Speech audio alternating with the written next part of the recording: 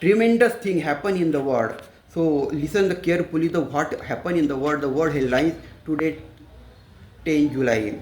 First tremendous on Kīlauea volcano, world largest volcano.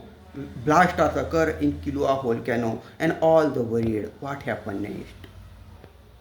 Not only India but China also faces the flood problem. There are tremendous rain in China and in Yunnan region. There is occurred the tremendous flood. So China also faces the flood problem, monsoon flood problem. Rus launches the largest attack ever on Ukraine with 13 missiles and 780 drones. 13 missiles, 780 drones, ever the largest attack on the Ukraine. So Ukraine is panic situation. Trump allows the tariff on some of the countries to 20%, 25, 30%. So the tariff bomb blast occur in some countries. Houthi in Red Sea again attack on the ship, and like the Titanic ship, the ship is broken into two parts. Ship broken into the two parts like the Titanic ship. So these are the topmost headlines.